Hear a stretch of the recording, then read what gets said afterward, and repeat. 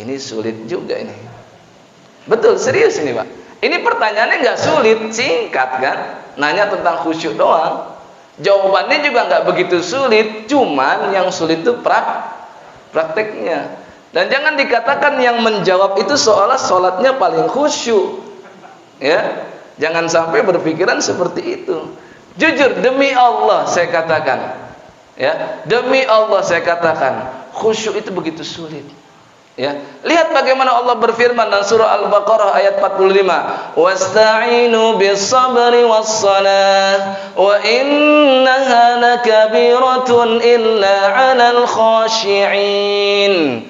Nih, saya ingin tanya, yang masih malas salatnya, yang masih berat salatnya, yang masih jenuh salatnya, yang masih bosan, yang masih ngerasa capek, coba lihat ayat ini. Kata Allah, wa innaha, dan sesungguhnya solat itu lakabiratun, sangat berat, illa alal khasyin, kecuali bagi orang yang mampu khusyuk.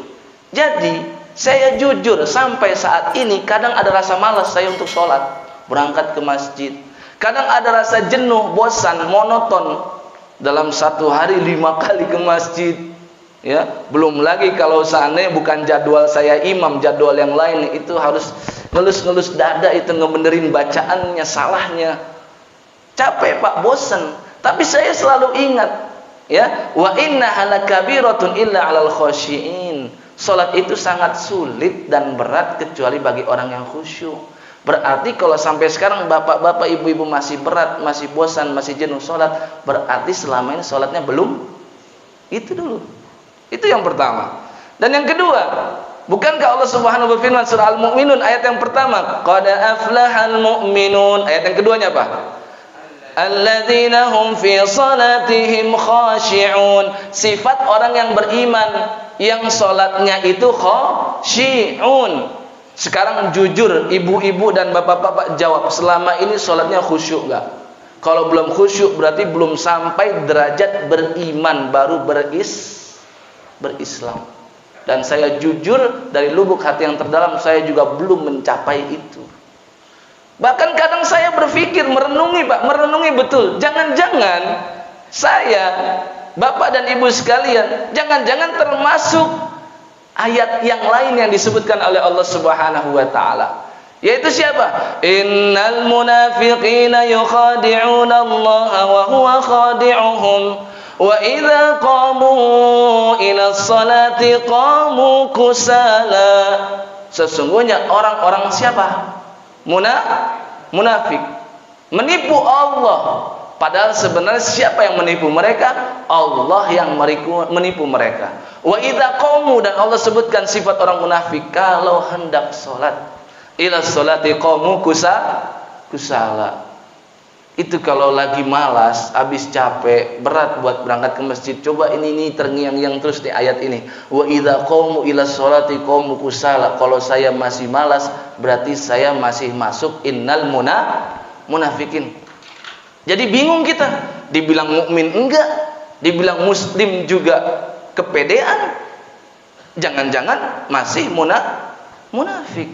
Dan bukan aib bagi seorang muslim menuduh dirinya adalah orang munafik, karena dulu orang yang lebih hebat dari kita, lebih soleh, lebih beriman, lebih bertakwa, lebih berilmu. Contohnya seperti Sayyidina Hanzalah. Qad nafaqa Hanzalah, dengan penuh percaya diri mengatakan di depan Abu Bakar, sungguh Hanzalah yang kamu kenal telah berubah menjadi orang munafik. Ya, maka perlu kita lihat khusyuk itu definisinya apa? Khasya'a yakhsya'u khusyu'an. Artinya itu tunduk, ya, merasa terhina, itu namanya khusyuk.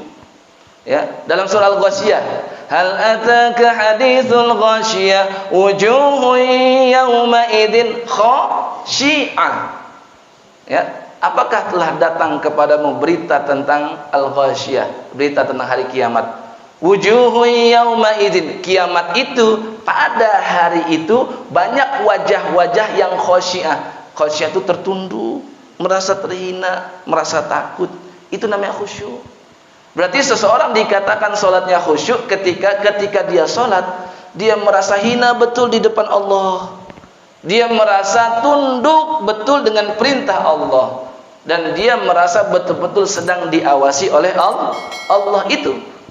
Tapi apakah khusyuk itu bagian daripada rukun sholat? Ternyata kalau kita buka-buka kitab fikih, belum saya temukan ada ulama-ulama yang mengatakan khusyuk itu bagian dari rukun. Kenapa, Pak? Seandainya khusyuk itu rukun sholat, itu sholat kita udah batal semua tuh, Pak. Ya enggak? Karena rukun kan nggak bisa diganggu-gugat. Betul? Ditinggalkan sengaja nggak sengaja, rukun itu menyebabkan seseorang menjadi batal dan nggak sah sholatnya. Maka para ulama mengatakan rukun itu sekedar sunnah. Dari mana mereka bisa menyimpulkan demikian? Ada kisahnya Nabi SAW sedang duduk, ada sahabatnya sedang sholat. Apa yang dilakukan sahabat itu ketika sedang sholat? Kata sahabat Abu Hurairah, Rasul melihat sahabatnya sedang sholat, yaitu dia ya'bathu bilihyati, main-mainin jenggotnya lagi sholat, gitu kan? Ya'bathu bilihyatihi fis sholat. Apa komentar Nabi sallallahu alaihi wasallam? Lau khasya'a qalbu hadza khasya'at jawarihu. Nih, saya kasih tahu sahabat. Ini ada yang lagi sholat main-mainin jenggot. Seandainya hati orang ini khusyuk, maka semua anggota tubuhnya juga akan khusyuk. Maksudnya apa? Ini orang enggak khusyuk sholatnya, main-mainin jenggot. Dan enggak ada terusan riwayat itu Rasul memerintahkan dia untuk ngulang sholat. Seandainya dia disuruh ngulang sholatnya, mungkin ulama berkesimpulan khusyuk itu rukun sholat karena sudah batal, maka harus diulang. Tapi Rasul membiarkan, cuma mengomentari dia kurang khusyuk. Dari sini para ulama mengatakan khusyuk itu bukanlah rukun. Tapi khusyuk ini sangat penting untuk mengkadar berapa pahala yang kita dapat. Ya, Nabi pernah sampaikan dalam hadis yang lain, innar rajula la yansharif, seseorang sudah selesai salatnya, wa ma kutiba lahu, enggak dituliskan pahala untuknya illa usyru salatih, kecuali cuma 1/10 salatnya, 1/10 pahala dari salatnya, tus'uha 1/9-nya, thumunuha 1/8-nya, subu'uha 1/7-nya, dan seterusnya sampai Nabi naikkan sampai dengan angka nisfuha, setengahnya. Enggak, Nabi katakan kamaluha, sempurna dia dapat pahalanya. Ini menunjukkan banyak di antara kita yang dapat pahalanya itu enggak sempurna. Ya. Jadi walaupun dia bukan rukun, tapi dia sangat penting dalam ibadah sholat. Maka sekarang kita bahas bagaimana step untuk khusyuk. Ya, apa yang bisa kita lakukan? Pertama, ya, rumusnya itu PSH. PSH itu bukan penerima sarjana hukum, ya. PSH itu pertama perbaiki muqaddimahnya. S-nya itu apa? Sempurnakan, ya, sholatnya. Dan yang terakhir H itu adalah hilangkan segala gangguannya. Untuk yang pertama, perbaiki muqaddimahnya, meliputi apa? Wudunya. Bukankah Allah sampaikan dalam Al-Baqarah 222, innallaha yuhibbut tawwabina wa yuhibbul mutatahhirin. Allah sangat cinta kepada orang yang bertaubat dan mutatahhirin. Mutatahhirin apa? Yang suci, yang rajin dia bersuci. Maka kalau Anda Bapak Ibu sholat, sempurnakan wudunya supaya Allah cinta setelah kita wudu. Kalau Allah sudah cinta, dipermudah semuanya. Ya, nama istilahnya isbahul wudu, menyempurnakan wudu. Yang kedua, masih dalam bentuk muqaddimah sebelum sholat, yaitu adalah pakaiannya. Allah Subhanahu wa taala berfirman di surah Al-A'raf ayat 31, ya bani Adam khudhu zinatakum 'inda kulli masjid. Wahai anak cucu Adam, khudhu zinatakum, pakailah perhiasan-perhiasan kalian inda kulli masjid, ketika berada di dalam kalau lagi sholat itu pakai pakaiannya pakaian sholat. Ya, jangan pakai kaos, walaupun sholatnya bisa tetap sah. Cuman coba perhatikan, beda deh rasanya sholat pakai kaos oblong, ya, rambut berantakan, sarung nggak beraturan bentuknya, dengan yang pakai gamis, pakai peci, pakai wewangian. Beda rasa sholatnya. Cobain aja, seminggu aja dicoba, 3 hari dia dicoba, beda rasanya. Yang berikutnya apa? Pemilihan masjidnya. Kalau Bapak Ibu pengen khusyuk, coba pikir dulu masjidnya mana yang terbaik. Meliputi apa? Imamnya yang terbagus. Meliputi apa? Ruangannya yang paling luas. Ya, kenapa hal ini menjadi penting? Imam yang bagus menambah khusyuk salatnya makmum kalau bacanya bagus. Ya, Nabi sampaikan, perindahlah dalam membaca Al-Qur'an karena suara yang indah semakin menambah indah Al-Qur'an. Ya, mengenai dengan luasnya masjid, coba dipilih juga cari yang besar. Kenapa? Wa makatsura fa huwa ahabbu ilallah. Jumlah jamaah yang lebih banyak semakin dicintai oleh Allah, keutamaannya semakin banyak. Ya, ini dari perbaiki mukaddimah. Yang kedua, sempurnakan penunjang-penunjang salat. Yaitu apa? Meliputi pertama, menghadirkan perasaan Allah itu ada di depan kita. Ini yang kurang. Kita itu sholat setelah iqomat langsung baris, ya. Kadang colek-colek, dorong-dorong, macam-macam deh. Ya. Padahal seharusnya saat itu sejenak diam, ya, merenungi saat ini dia bukan di hadapan atasannya, bukan di hadapan pemimpinnya, tapi di hadapan lebih daripada itu, yaitu yang menciptakan atasan dan yang menciptakan pemimpin dia, yaitulah Allah Subhanahu. Tadi sudah kita sampaikan, idza qama ahadukum ila shalah, kalau hendak melakukan ibadah salat jangan meludah ke depan. Kenapa? Ternyata saat itu kita sedang berdialog dengan Allah. Allah berada di depan kita. Bapak Ibu dipanggil atasan, bagaimana sikapnya?